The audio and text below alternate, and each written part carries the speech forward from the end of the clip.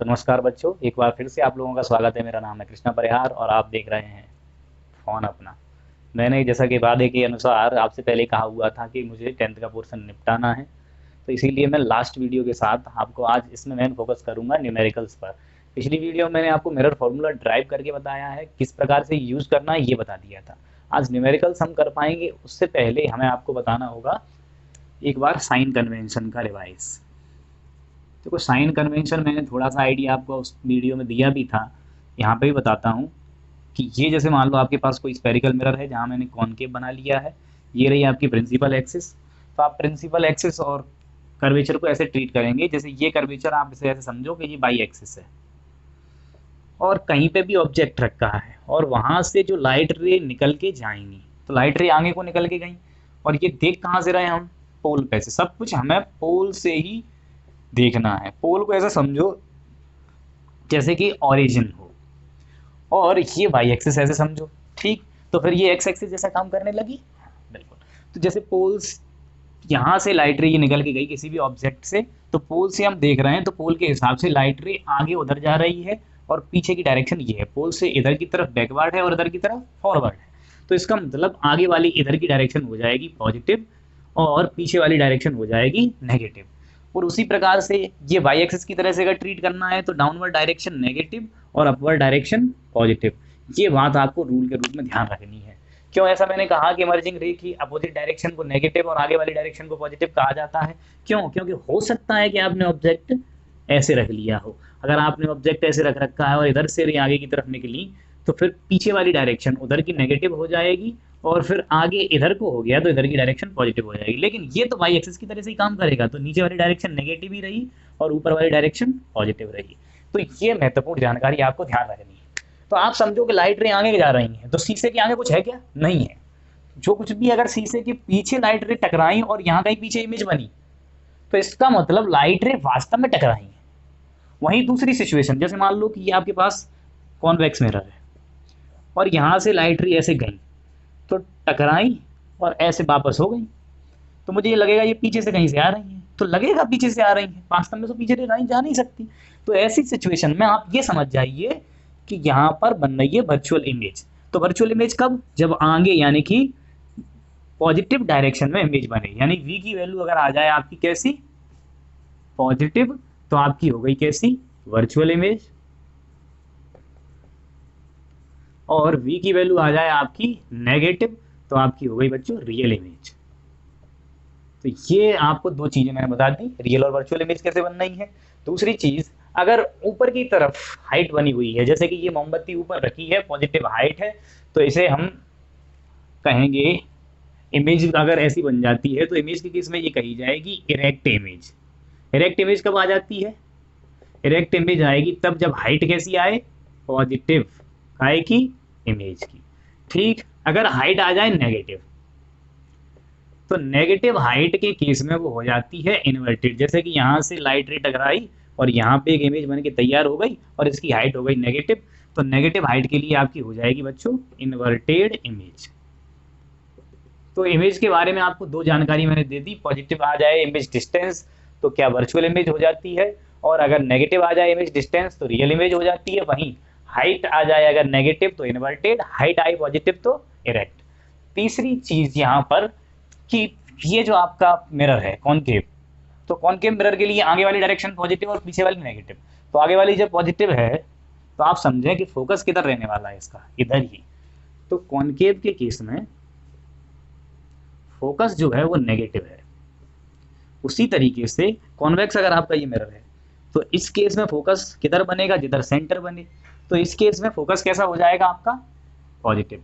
तो कॉन्वेक्स के केस में जो फोकल लेंथ लिखी जाएगी वो लिखी जाएगी पॉजिटिव, वहीं कॉनकेव के केस में कैसी लिख गई है? नेगेटिव। तो ये बातें आप महत्वपूर्ण महत्वपूर्ण अपने दिमाग में रख लीजिए। कॉन्वेक्स के लिए, कॉनकेव के लिए इमेज डिस्टेंस, हाइट, उसी के साथ फोकस।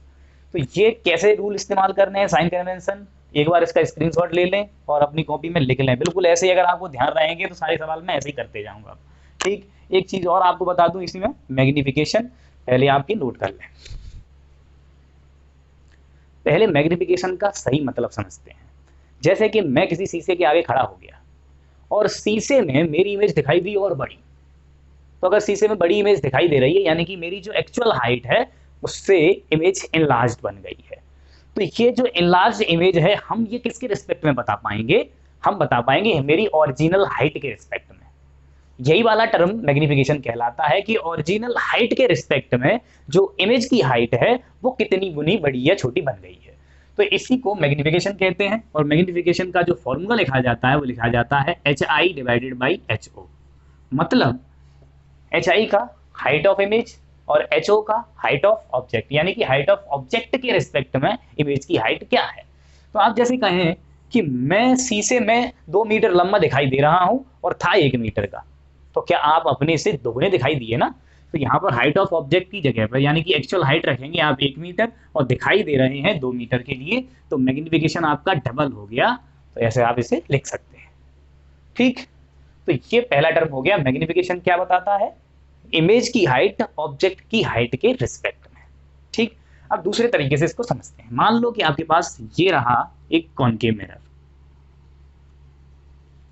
अब कॉनकेव मिरर के सामने ये आपने मोमबत्ती रख दी और इस मोमबत्ती की हाइट मैंने मान ली कि ये HO है। तो मैंने पहले ही रूल बता रखा है, टॉप से ये रे इमर्ज करी मैंने, सीधे गई, टकराई, ऐसे वापस लौटी। एक मैं यहाँ ऐसे पोल पे ले गया, यहाँ गई, ऐसे वापस लौटी, तो यहाँ पे काटी है तो इमेज यहाँ बन गई होगी। ठीक, चलो फिर मैं आगे काम करता हूँ इस पर। ये बन के तैयार हो गई एक टॉप पे इमेज, तो ये कहलाएगी ना हाइट ऑफ इमेज। बिल्कुल सर। ठीक, तो अगर ये एंगल थीटा है तो लॉ ऑफ रिफ्लेक्शन के हिसाब से ये भी एंगल आपका थीटा हो गया। अगर मैं कुछ नाम यहाँ दे दूँ, यहाँ O दे देता, यहाँ A दे देता, यहाँ पोल के लिए P दे देता, यहाँ इमेज के लिए I दे देता, यहाँ X दे देता, तो आप एक बार इस ट्राइंगल को देखो, ये वाले ट्राइंगल को। ये ट्राइंगल है OAP। तो इसमें आप टेन थीटा की वैल्यू लिखना चाहें तो टेन थीटा की वैल्यू कौन से वाले ट्राइंगल में, OAP में क्या लिखेंगे, परपेंडिकुलर अपॉन बेस। तो जहां पर ऑब्जेक्ट रखा होता है पोल से ये डिस्टेंस, OP डिस्टेंस क्या हो जाएगी आपकी U, और आपको मालूम है इधर के लिए नेगेटिव है तो U की वैल्यू आपने लिख ली माइनस के। साइन कन्वेंशन में आपको यूज करना पहले ही बता चुका हूं। दूसरी चीज आप ये देखें कि हाइट भी तो पलट के बन रही है ना, तो हाइट भी नेगेटिव हो गई, तो आप चाहें तो HI को भी लिख सकते हैं माइनस के HI। ठीक, दूसरी चीज पीएक्स आप लिखेंगे इमेज डिस्टेंस, क्योंकि पोल से यहाँ इमेज बनी है तो ये डिस्टेंस हो गई इमेज डिस्टेंस, लेकिन उल्टी साइड में है तो ये इमेज डिस्टेंस लिखी जाएगी नेगेटिव। ठीक, तो अगर आप इस ट्राइंगल में टेन थीटा की वैल्यू लिखना चाह रहे हैं तो वो लिखेंगे परपेंडिकुलर अपॉन बेस, और परपेंडिकुलर है आपका HO और बेस है आपका ये OP, और OP कितना है माइनस के U। तो ये टेन थीटा की वैल्यू हो गई HO अपॉन माइनस के U। अब अगर एक बार आप इस ट्राइंगल को देख लें ये वाला, तो इस ट्राइंगल में IXP, ये ट्राइंगल आप देख रहे हैं इसमें हाइट नेगेटिव है और इमेज डिस्टेंस भी नेगेटिव है। तो ट्राइंगल देख लिया हमने कौन सा, XIP। इस ट्राइंगल में अगर आप टेन थीटा की वैल्यू लिखना चाहें, क्योंकि ये भी एंगल थीटा है और ये भी एंगल थीटा है, तो यहां से हम लिख सकते हैं परपेंडिकुलर अपॉन बेस। परपेंडिकुलर कितना है बच्चों, माइनस के HI, बेस कितना है आपका माइनस के V। ठीक, तो ये माइनस और माइनस हो गया प्लस। तो टेन थीटा की एक इक्वेशन आप ये मान लीजिए, एक इक्वेशन ये मान लीजिए, इन दोनों इक्वेशन से टेन थीटा की वैल्यू क्या हो रही है, ये हो गई HO बाई माइनस U, ये हो गई HI बाई V। तो अगर आप इसको HI बाई HO मैग्निफिकेशन के टर्म में लिखना चाहें तो HO को इधर भेजो, इसको इधर लाओ, तो यहाँ से HI बाई HO की वैल्यू आप लिख सकते हैं माइनस के B बाई U, और यही होता है मैग्निफिकेशन का सही रिजल्ट। ठीक, तो ये हमने क्यों निकाला है, इमेज डिस्टेंस और ऑब्जेक्ट के डिस्टेंस में ये रिलेशन कैसे निकाला है। जैसे मान लो कि मैं शीशे से 1 मीटर दूर खड़ा हूं और मेरी इमेज पीछे 2 मीटर दूर बन रही है, तो इसका मतलब यहाँ V हो गया 2, U हो गया 1। तो इसकी मदद से हम ये पता लगा सकते हैं कि अगर इमेज दूर बन रही है, मैं पास खड़ा हूं, तो इसका मतलब वो पक्का बड़ी बन रही होगी। ठीक, तो ये मैग्निफिकेशन का डिस्टेंस के साथ एक ऐसा बढ़िया रिलेशन है, इसमें अच्छे न्यूमेरिकल्स बन जाते हैं। न्यूमेरिकल कराता हूं, ये पूरा का पूरा डेरिवेशन कैसे किया है इसे एक बार आप नोट कर लें। तो चलो एक न्यूमेरिकल के साथ बच्चों शुरुआत करते हैं। न्यूमेरिकल में मैंने आपके सामने लिखा है, an object of height 5 centimetre is placed 30 centimetre away from a converging mirror of radius of curvature 40 centimetre, find the height and nature and size of the image. ठीक, या कॉमा लगा लो यहाँ पर। तो हमें इसमें हाइट, नेचर, साइज, तीन चीजें पूछनी। दिया क्या है, ऑब्जेक्ट की हाइट दे दी 5 सेंटीमीटर, 30 सेंटीमीटर दूरी पर रखा हुआ, ये बता दिया। दूसरी चीज आपको ये बता दी कि रेडियस ऑफ कर्वेचर क्या है, 40 सेंटीमीटर, और कैसा मिरर है, कन्वर्जिंग। कन्वर्जिंग कौन सा होगा, आप ये समझो कि ये कॉनकेव ही तो कहा जाएगा कन्वर्जिंग, यही तो लाइट को इकट्ठी कर रहा है। जी सर बिल्कुल। तो ये हो गया आपका पहला केस, क्या, कन्वर्जिंग मिरर हो गया आपका concave mirror. Radius of curvature अगर 40 सेंटीमीटर है तो फोकल लेंथ हो जाएगी इसकी आधी, 20 सेंटीमीटर। और कन्वर्जिंग के केस में आप अगर ऐसे मिरर बना रहे हैं तो आप ये देखें कि इधर की तरफ फोकस नेगेटिव, तो फोकल लेंथ आप लिख लेंगे -20 सेंटीमीटर, ठीक। और कितनी दूरी पर रखा है, 30 सेंटीमीटर दूरी पर रखा है मिरर से ऑब्जेक्ट, तो ऑब्जेक्ट डिस्टेंस हम लिखेंगे -30 सेंटीमीटर। तो दो चीजें आपको पता चल गई, इससे इमेज डिस्टेंस निकाली जा सकती है मिरर फॉर्मूला लगा करके, 1/f = 1/v + 1/u। तो यहाँ साइड से लगाना शुरू करता हूँ, ठीक, यहाँ लिख दिया है, यहाँ से शुरुआत करता हूँ। 1/f की वैल्यू कितनी है, -20 = 1/v कितना है आपका, यही तो कैलकुलेट करना है। u कितना है, -k1/30, ठीक। इसको इधर लाओ, आप इसे लिख लो 3/60 -k, इसे ला के इधर को लिख लो 2/60, 2 का मल्टीप्लाई डिवाइड कर लो, इसमें 3 का मल्टीप्लाई डिवाइड कर लो, ये हो गया 1/v। तो आप देखेंगे कि v की वैल्यू आ गई -k1/60 बचता, तो -60 सेंटीमीटर। तो आपको ये 60 सेंटीमीटर इमेज डिस्टेंस मिल गई। इमेज डिस्टेंस नेगेटिव आई है, इसका मतलब पक्का क्या होगा कि इमेज इधर ही बन रही होगी मिरर के, है उल्टी साइड, नेगेटिव तभी आई है। तो अगर इधर ही बन रही है तो इमेज का नेचर हो गया बच्चों रियल। अब क्या पता लगाना है, इसकी हाइट क्या है, तो इसके लिए मैंने आपको पहले ही बता रखा है, मैग्निफिकेशन HI/HO = -kV/u, ये फॉर्मूला इस्तेमाल करना है।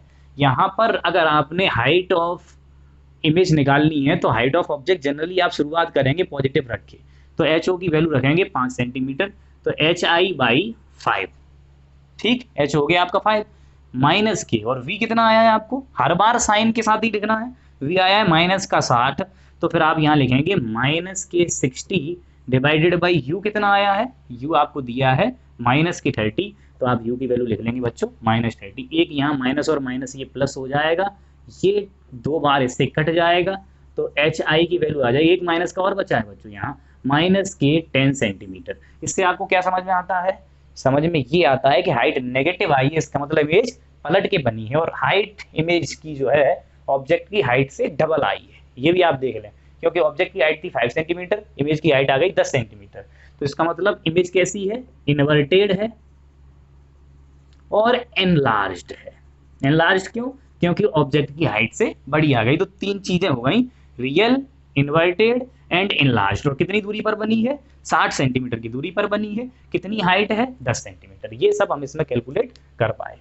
तो आपको, मुझे उम्मीद है कि ये क्वेश्चन आप समझ गए होंगे। इसमें 2-3 चीजें मैंने एक साथ आपको करा दी, ऐसे ही तोड़ तोड़ के काफी न्यूमेरिकल्स आपसे बोर्ड के पेपर में पूछे जाते हैं, कंपटीशन के पेपर में भी पूछे जाते हैं। कंपटीशन में ये चीजें बहुत ध्यान में रखने वाली होती हैं, नेचर, साइज के बारे में। तो ये कैसे पता लगाना है ये मैंने आपको समझा दिया।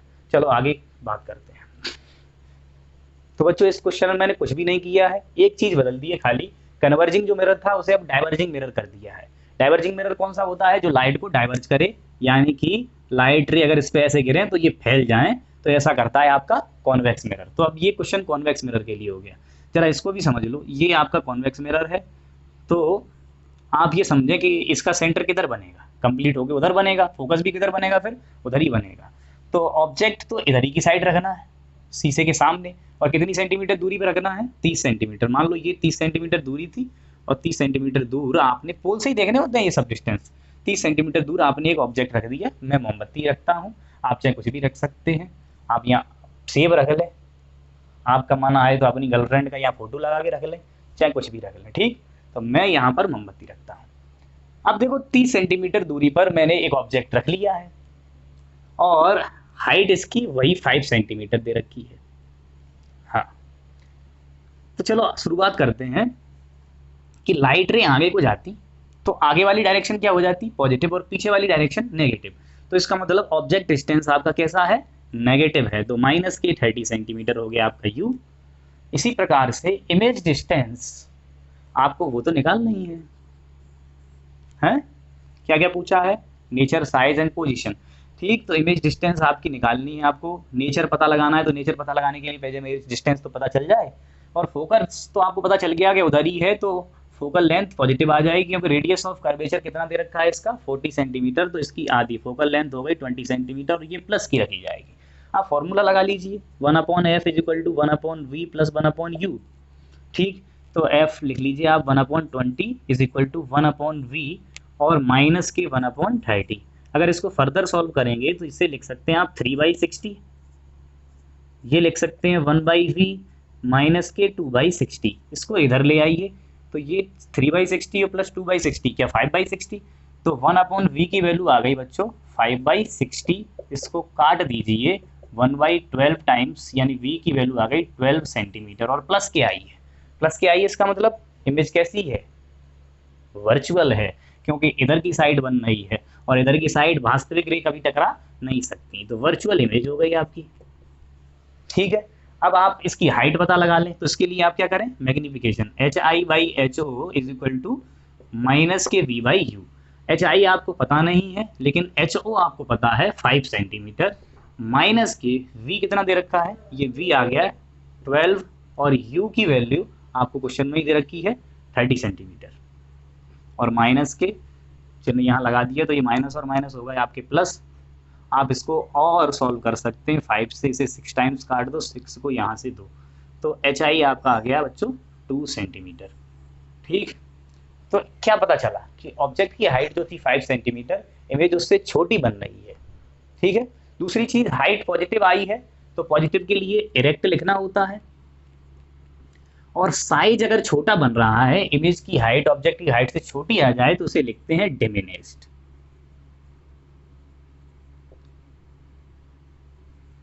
SHED।